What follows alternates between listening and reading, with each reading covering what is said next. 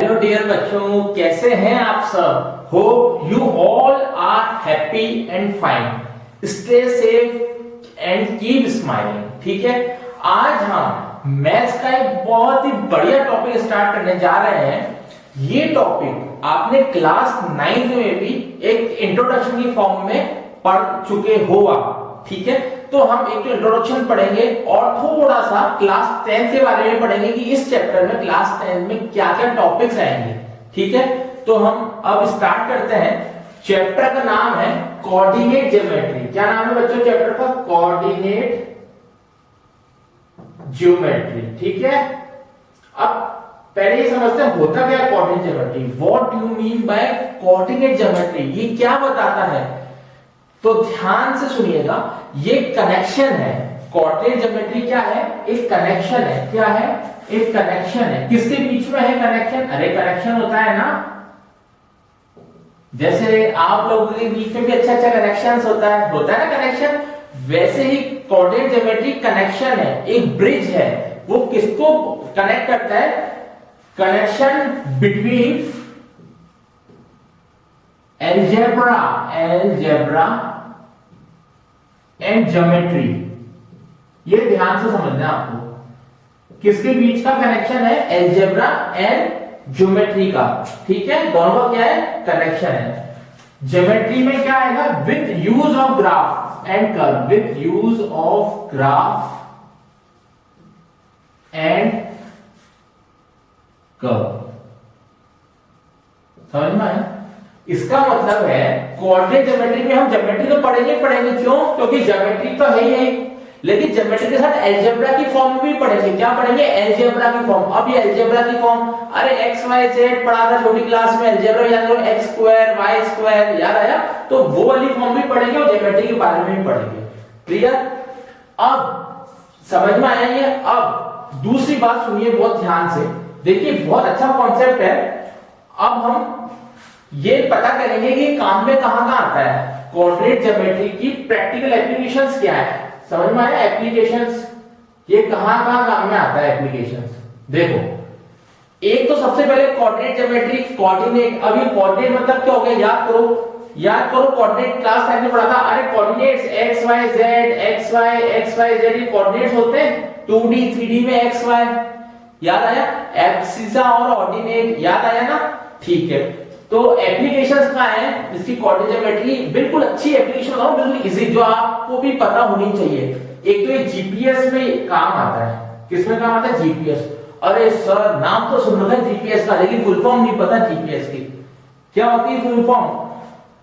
बताओ full form क्या होती है जीपीएस की? Full form global positioning system. GPS की क्या होती है? Global, G for global, P for positioning and S for system. एक तो जीपीएस में भी कोऑर्डिनेट ज्योमेट्री काम में आती है। ठीक है, और किसमें आती है? जीपीएस में समझ लो, मतलब किसी भी चीज की पोजीशन फाइंड आउट करने में काम में आता है पोजीशन। ठीक है, कोऑर्डिनेट ज्योमेट्री कहां काम में आता है? पोजीशन फाइंड आउट करने में। चाहे वो पोजीशन किसी की भी हो, चाहे वो पोजीशन ऑफ एयरक्राफ्ट हो जो आसमान में उड़ रहा है, ठीक है, उसकी पोजीशन पता कर देता है। जो एयर में जो भी ट्रैफिक होता है उसकी पोजीशन बता देता है। जीपीएस समझ में आ गया। और कहां काम में आता है? अब ये तो एक आप सोच के बताओ। देखो, कभी कंप्यूटर वगैरह या मोबाइल में आप पीडीएफ फाइल ओपन करते हो। पीडीएफ फाइल में कुछ चेंज करना होता है या कुछ इमेज में चेंज करना होता है। पीडीएफ नहीं तो एक एक्सेल फाइल में किसी भी फाइल को एक एडिट करना होता है। तो याद करो उसमें आता है क्या? आता है सर याद नहीं आ रहा। जब भी एडिट करोगे बहुत ध्यान से करना। क्यों ध्यान से करना? क्योंकि आपको पता पड़ जाएगा। वो एडिट जो करते हो ना, वो एप्लीकेशन भी कोऑर्डिनेट ज्योमेट्री पे बेस्ड होती है। जो आप एडिट करते हो ना, एडिट किसको? इमेजेस को, ठीक है, या फाइल को, तो उसमें भी क्या काम में आती है? सीजी, कोऑर्डिनेट ज्योमेट्री काम में आती है। क्या काम आती है उसमें भी? Coordinate geometry. समझ में आया? यूज देखो कितना शानदार यूज है। मैथ्स का यूज देखो डेली लाइफ में। आप मैथ्स का यूज देखो, मजा आया? और कहां काम में आता है सोच सकते हो? और सोचो एक बार, और कुछ आइडिया? क्लियर?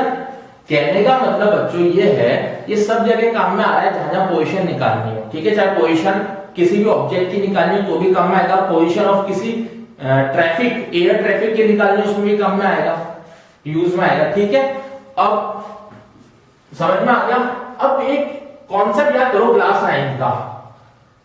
क्लास 9 का क्या कॉन्सेप्ट है याद है? चलो कोई बात नहीं, याद नहीं है तो कोई बात नहीं, बैठा हूं ना समझाने के लिए, कोई टेंशन नहीं लेनी, याद नहीं है तो कोई बात नहीं, अब समझ लो, ठीक है। ये याद है, ये एक्स एक्सिस ये वाई एक्सिस, यहां तक क्लियर। यहां ये क्वाड्रेंट्स होते हैं, ये फर्स्ट क्वाड्रेंट, ये सेकंड क्वाड्रेंट, ये थर्ड और ये फोर्थ, ठीक है। फर्स्ट क्वाड्रेंट में हमेशा प्लस प्लस आते हैं, याद है ये। सेकंड में माइनस प्लस, थर्ड में माइनस माइनस, फोर्थ में प्लस माइनस। पहले ये याद नहीं है तो इसको समझो। सर आपने समझाया ही नहीं, हम कैसे समझे? समझाऊं? बिल्कुल समझाऊंगा। देखो ये प्लस प्लस कैसे आता है समझो।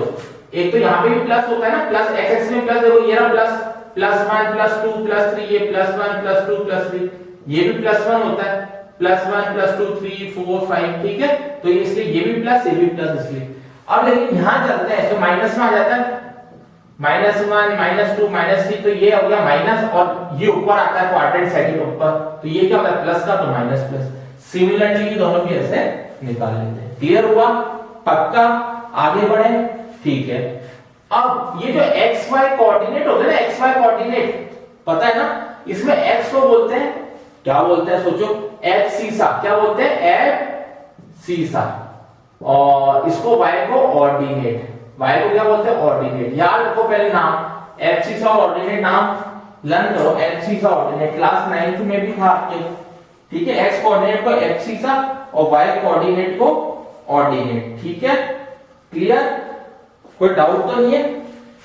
श्योर हो? अब ध्यान समझो, अब ध्यान समझो, हम इसकी एप्लीकेशन 10th में क्या पढ़ेंगे, समझ लो। एप्लीकेशन मतलब किस क्वेश्चंस पे बेस्ड होगा ये चैप्टर। देखो एक जनरल एग्जांपल दे रहा हूं, एक बहुत जनरल एग्जांपल दे रहा हूं, किस पे बेस्ड होगा। सपोज ये राजू खड़ा हुआ है, ये राजू खड़ा हुआ है ना, आर फॉर राजू। ये बिरजू खड़ा हुआ है, बी फॉर बिरजू, ठीक है। राजू और बिरजू, अरे राम मिलाए जोड़ी है राजू और बिरजू की, ठीक है। अब क्या होता है, अब आपसे कहते हैं इन दोनों के बीच का डिस्टेंस निकालो, इन दोनों के बीच का डिस्टेंस निकालो, इन दोनों के बीच का क्या निकालो, डिस्टेंस निकालो, ठीक है। तो हम क्या लेंगे, कोऑर्डिनेट ज्योमेट्री यूज में लेंगे। क्या लेंगे? Coordinate geometry. कैसा आएगा क्वेश्चन कि सपोज मान लो ये x1 y1 कोऑर्डिनेट पे है, ये x2 y2 पे है, तो इन दोनों के बीच का डिस्टेंस निकालो। ऐसे क्वेश्चन आएंगे आपके, ठीक है। क्या आएगा कि राजू का कोऑर्डिनेट, राजू किस कोऑर्डिनेट पे खड़ा हुआ है, x y पे, x1 y1 पे, और बिरजू x2 y2 पे, तो दोनों के बीच का डिस्टेंस निकालो। ऐसे क्वेश्चन हम करेंगे, टेंशन ही नहीं है, बहुत इजी है, अभी सब समझ में आ जाएगा, ठीक है। पहले स्टार्ट में बेसिक से कर रहा हूं, बिल्कुल एक जनरल क्वेश्चन लेके करूंगा, उससे आपको क्लियर हो जाएगा, ठीक है। ओके देखो क्वेश्चन है, ध्यान समझना, क्वेश्चन है find coordinate of vertices of an equilateral triangle, of an equilateral triangle of side 2a। पहले क्वेश्चन को रीड करो अच्छे से। पहले क्या करोगे, क्वेश्चन को रीड करो। कर लिया रीड, चले। अब देखो क्वेश्चन क्या कह रहा है, find the coordinates of vertices of a triangle, equilateral triangle. अब प्रॉपर्टी क्या होती है, equilateral, all sides are equal, ठीक है भाई। एक बनाते हैं, ये x एक्सिस, ये y एक्सिस। ध्यान समझना, इसमें इक्विलेटरल ट्रायंगल ड्रॉ कर देते हैं as per question. Equilateral triangle क्या है ना, बना दो, ये बना दो, ये कोई इक्विलेटरल ट्रायंगल है, ठीक है। ये नाम दे दो, A है, ये B है, ये C है। ये क्वेश्चन देखते हैं, पक्का? क्लियर? अब क्या करेंगे, क्या दिखता है, साइड दिखती है 2a है, 2a मतलब यहां से लेकर यहां तक का डिस्टेंस भी 2a, यहां से लेकर यहां तक का डिस्टेंस भी 2a, सिमिलरली यहां से यहां तक का डिस्टेंस भी 2a। ये क्वेश्चन क्या है, ठीक है। ये क्या कह रहा है, क्वेश्चन क्या है। अब आगे क्या कह रहा है क्वेश्चन, आगे देखो क्या कह रहा है कि आपको कोऑर्डिनेट्स निकालने हैं वर्टिसेस के। क्या निकालने हैं, वर्टिसेस के कोऑर्डिनेट्स निकालने हैं। ठीक है, ये ए बी सी, इसके कोऑर्डिनेट्स तो पता है हमको 0 0, अरे ओरिजिन पे है, this is on the origin, B point lie on the origin, तो 0 0। सी पॉइंट के बताओ, सी पॉइंट ये एक्स एक्सिस है, तो आपको ये तो पता है नाइन्थ में एक्स पहले आता है वाई बाद में आता है, एक्स एक्सिस पहले, तो कितना है 2a है, और y कितना है सी पे 0 है, तो आपको b के कोऑर्डिनेट्स तो पता पड़ गए 0, 0, c के भी पता पड़ गए 2a, 0। यहां तक क्लियर हुआ? नहीं हुआ। c पॉइंट कहां लाई कर रहा है? x एक्सिस पे, x एक्सिस की वैल्यू कितनी है 2a, c पे y है, y एक्सिस पे लाई कर रहा है, c बिल्कुल नहीं कर रहा, तो y एक्सिस है ही नहीं, तो 0 है, तो ये कोऑर्डिनेट आ गया। लेकिन a के कोऑर्डिनेट्स भी निकालने पड़ेंगे, a के गिवन नहीं है coordinates, coordinates of A is not given in question, so we have to find the coordinate of A.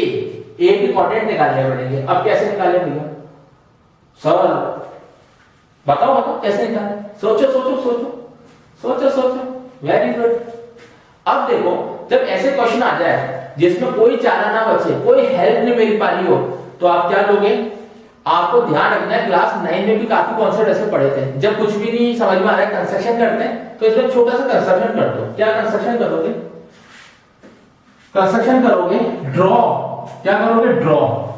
अरे ड्रॉ क्या करेंगे? ड्रॉ एक परपेंडिकुलर ड्रॉ करेंगे, एक परपेंडिकुलर ड्रॉ कर देंगे, draw perpendicular AP on BC, ठीक है, एक एपी परपेंडिकुलर ड्रॉ कर देंगे 90 डिग्री, आ गए, किस पे करोगे? बीसी पे, ठीक है।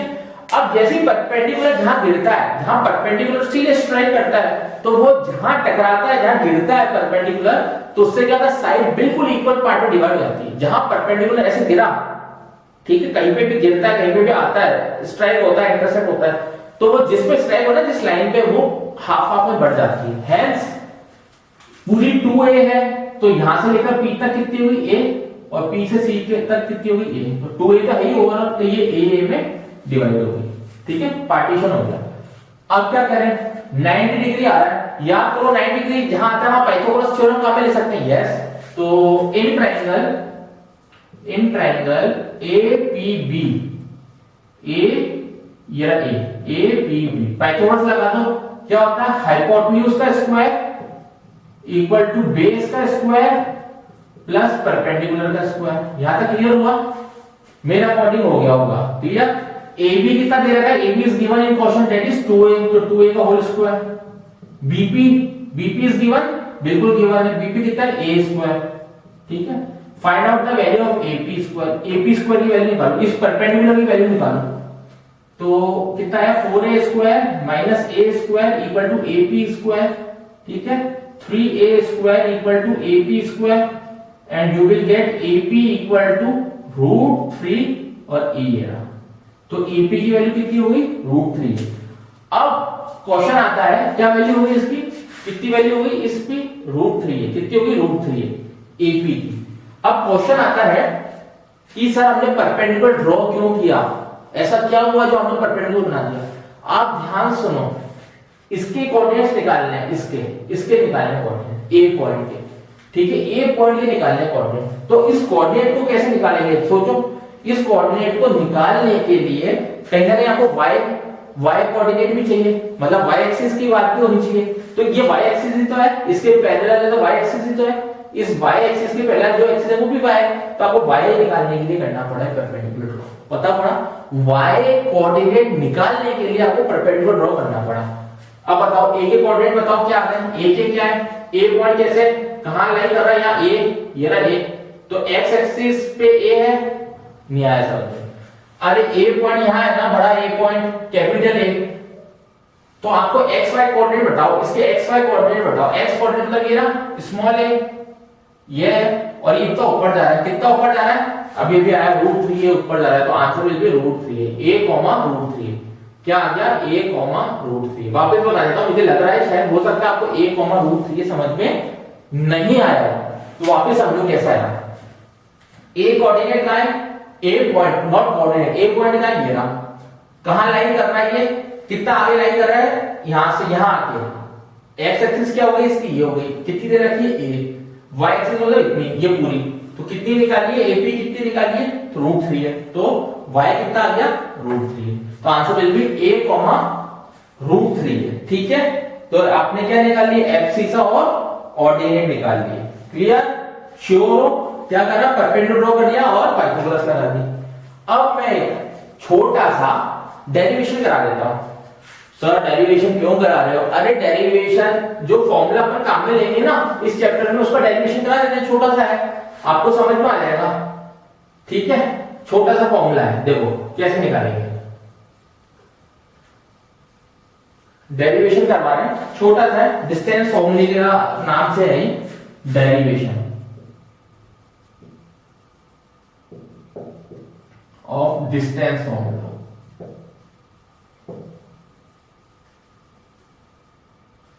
कैसे करेंगे बोले आप समझो, क्लास 9 का कॉन्सेप्ट समझो। क्लास 9 में हमने क्या पढ़ा था, क्लास 9 में क्या पढ़ा था, वही बना दो। क्या पढ़ा था, ये चीज ही पढ़ी थी, ये और ये पढ़ा था, ये एक्स एक्सिस ये वाई एक्सिस। ठीक है, ओके। अब यहां कोई भी पी पॉइंट मान लो, क्या मान लोगे, कोई भी पी पॉइंट मान लोगे। क्या मान लोगे, कोई भी पी पॉइंट मान लोगे, कहीं पे भी मान लो। यहां मान लो एक पी पॉइंट है, ये रहा पी पॉइंट। ठीक है, एक ही क्यू पॉइंट यहां मान लो, क्यू पॉइंट यहां मान लो। ठीक है, वही आगे क्वेश्चन राघव बिरजू का। कैसे, ये कह रहा है P के कोऑर्डिनेट अगर x1 y1 हो, P के कोऑर्डिनेट अगर x1 y1 हो और Q के कोऑर्डिनेट अगर x2 y2 हो, ठीक है, तो आपको डिस्टेंस निकालना है। क्या निकालना है, distance between P and Q, इनके बीच का डिस्टेंस निकालना है, मतलब ये निकालना है, मतलब ये मान लो ये निकालना है। क्या निकालना समझ में आया? P पॉइंट के कोऑर्डिनेट गिवन है x1 y1, Q के भी गिवन हो x2 y2, तो इन दोनों के बीच का डिस्टेंस निकालना है या बीच की दूरी निकालनी है। तो कैसे करेंगे, ये क्वेश्चन है। नहीं आया समझ में, नहीं आया, वापस बताऊं, बोलो आ गया। अब देखो x1 का मतलब क्या है, what is mean by x1 मतलब कि ये जो P पॉइंट है ना, यहां से x1 की डिस्टेंस पे, ठीक है, और y1 मतलब कि ये जो P पॉइंट है ना, ये जो P पॉइंट है यहां से y1 की डिस्टेंस पे, ओरिजिन से। ठीक है, ये y1 समझ में आ गया। सिमिलरली ये x2 मतलब ओरिजिन से यहां से x2 की डिस्टेंस पे है, और y2 मतलब यहां से यहां तक दूरी कितनी है y2, और यहां से यहां तक मान लो y1। ठीक है, या तो यहां लिख दो, यहां लिख देते हैं। चलो समझ में आया, इसका मतलब यही होता है। अरे यही तो होता है, मतलब क्लास 9 में पढ़ के आ चुके हो। क्लियर, कोई डाउट तो नहीं है?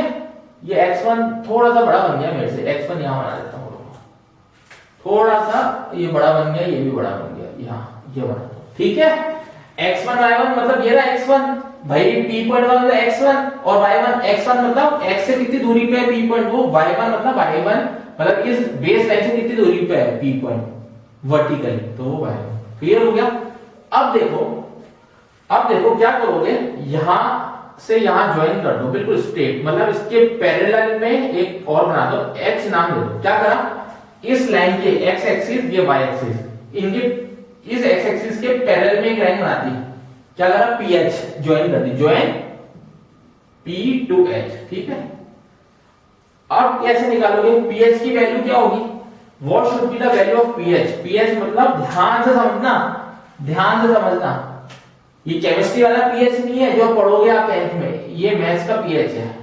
ये दूरी कितनी होगी, pH में से ये कितनी होगी, कैसे निकालते हैं, ये पूरा x2 है, ये x1 है, अरे ये पूरा x2 है, ये x1 है, तो रिमेनिंग क्या बना, x2 माइनस x1। ठीक है, तो pH की वैल्यू आ गई x2 माइनस x1। क्लियर हुआ? पहले नहीं हुआ, वापस समझो। x1 क्या होता है, डिस्टेंस किसका, इस P पॉइंट का इस ओरिजिन से हॉरिजॉन्टली, वो x1, वर्टिकली डिस्टेंस y1, ये आ गया। तो हमने क्या करा, P से x को ज्वाइन कर लिया, PH की डिस्टेंस निकाला है, PH की लेंथ निकालनी है। कैसे निकालोगे, ये पूरी x2 है, इस x2 में से अगर ये ओरिजिन से ये x1 वाली माइनस कर दें तो रिमेनिंग आ गई, तो रिमेनिंग लिख दी। क्लियर, तो ये x2 माइनस x1 है, ये भी x2 माइनस x1 होगी। सिमिलरली पूरी कितनी है, ये y2 है, ये पूरी कितनी है, ये पूरी कितनी है, y2 है, ठीक है, और ये कितनी है, ये y1 है। अरे y1, ये y1 है, ये भी तो y1 होगी, तो रिमेनिंग कितना आ गया, अब आप बताओगे रिमेनिंग। अरे ये पूरी y2 है, ये y1 है, तो रिमेनिंग कितना आ गया, y2 क्या आ गया, y2 माइनस y1। समझो h3 की वैल्यू, h3 की वैल्यू आ गई y2 माइनस y1। क्लियर हुआ, अच्छे समझो, क्लियर हुआ क्या, जल्दी देखो, क्लियर, पक्का, चले आगे। अब ट्राइंगल ले लो, ट्राइंगल PHQ, ये वाला, ये 90 डिग्री है ना, PHQ। अब बताओ 90 डिग्री में क्या पाइथागोरस लगती है, पाइथागोरस को प्यार से पाइथो बोलते हैं, पाइथो है, ठीक है, पाइथो लगाओ इस PHQ में, मतलब कैसे लगाओगे, PQ का स्क्वायर इक्वल टू PH का स्क्वायर प्लस HQ का स्क्वायर। क्लियर, PQ का स्क्वायर PH का स्क्वायर, PH क्या दे रखा है क्वेश्चन में, तो PH क्वेश्चन में मतलब जो हमने सॉल्यूशन करा है क्या आया, x2 माइनस x1 का whole square plus HQ y2 minus y1 का होल स्क्वायर, ये आया। PQ का स्क्वायर हटाओ, क्या आएगा, अंडर रूट आएगा, x2 माइनस x1 का whole square plus y2 minus y1 का होल स्क्वायर। ये फॉर्मूला बन गया है, ये फॉर्मूला बन गया है, इस फॉर्मूले को याद करना है, याद करना है, इसका मतलब PQ डिस्टेंस आ गया आपका। तो देखो यहाँ एलजेब्रा भी आ रहा है, यहाँ एलजेब्रा आ रहा है, और यहाँ आपने क्या करा, ग्राफ बनाया, लाइन कर्व का ग्राफ बनाया, लाइंस का बनाया ना ग्राफ, तो ग्राफ भी आ रहा है, एलजेब्रा भी आ रहा है, इसका मतलब दोनों का कॉम्बिनेशन, कनेक्शन, ठीक है, क्या है, कोऑर्डिनेट ज्योमेट्री। क्लियर हो गया, ये फॉर्मूला याद करना है, x2 x1 y2 y1 क्या होता है पता पड़ गए, पता पड़ गए, कोऑर्डिनेट्स हैं। तो under root x2 minus x1 का whole square plus y2 minus y1 का होल स्क्वायर, ये डिस्टेंस फॉर्मूला होता है, this is known as PQ, this is known as distance formula, this is known as distance formula, ये याद करना है, ठीक है, क्लियर, पक्का। जल्दी से देखो इसको, जल्दी से देखो बच्चों, क्लियर, ये फॉर्मूला आपको क्या करना है, याद करना है। अब देखो, अब छोटा सा कॉन्सेप्ट बता रहा हूं, ये फॉर्मूला बहुत काम आएगा अभी चैप्टर्स में, इन बिटवीन का चैप्टर बहुत काम आएगा ये। अब जल्दी से एक चीज सुनो, अगर आपको कोई भी फिगर गिवन हो, ठीक है, फिगर गिवन हो या फिर फिगर दे रखी हो, ठीक है, जैसे सपोज ये फिगर दे रखी है, ये फिगर दे रखी है, देखने में ये फिगर है, अब आपको प्रूव करना है कि ये स्क्वायर है, ये प्रूव करना है स्क्वायर है, ठीक है, फिगर दे रखी है, स्क्वायर प्रूव करना है कि ये फिगर है, इसके कोऑर्डिनेट्स ये रहे, मतलब इसके x1 y1 ये कोऑर्डिनेट्स दे रखे हैं, x2 y2 x3 y3 और x4 y4, ध्यान समझना, ये कोऑर्डिनेट्स दे रखे हैं आपको, अब प्रूव करना है ये स्क्वायर है। तो ऐसे क्वेश्चंस कैसे करेंगे, जो बेसिक्स है, तो स्क्वायर की प्रॉपर्टी याद कर लो। स्क्वायर में क्या होता है, all sides are equal, sides are equal, ठीक है, और डायगोनल्स भी इक्वल होते हैं, डायगोनल, ठीक है।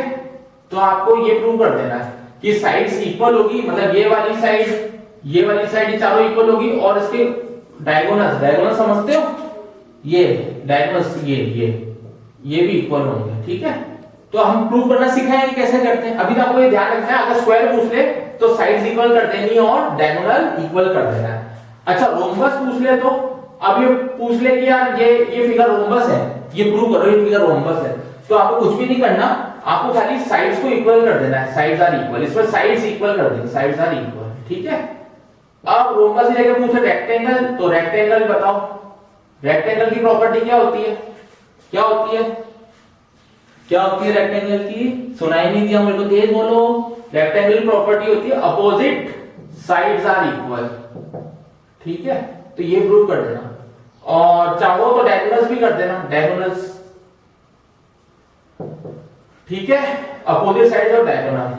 अब पूछ ले पैरेललोग्राम, पूछ ले पैरेललोग्राम, पैरेललोग्राम को, पैरेललोग्राम को मैंने वर्ड्स में नहीं लिख के ऐसे लिख दिया, पैरेलल लाइंस बना के, ठीक है। इसमें क्या करते हैं, इसमें क्या करेंगे बताओ, सोचो सोचो सोचो, इसमें आप अगर क्वेश्चन आ जाए कि पैरेललोग्राम प्रूव करो, तो आपको क्या प्रूव कर देना है, अपोजिट साइड्स आर इक्वल, बस तो इस टाइप के क्वेश्चन अगर आए तो ये छोटे छोटे कॉन्सेप्ट है, इसको याद रखना। कॉन्सेप्ट याद क्या रखना है, जो याद होने चाहिए, छोटी क्लास में अपन ने पढ़े थे। ठीक है, तो क्लियर हो गया। आज का बेसिक इंट्रोडक्शन था, कोऑर्डिनेट ज्योमेट्री का बेसिक था, एक फॉर्मूला डिराइव कर पाया वो आपको पता होना चाहिए। एप्लीकेशन आपको जनरल चीजें पता होनी चाहिए। एप्लीकेशन कौन सी, वो लीव वाली एप्लीकेशन नहीं, लीव तो आपकी साल भर से चल रही है।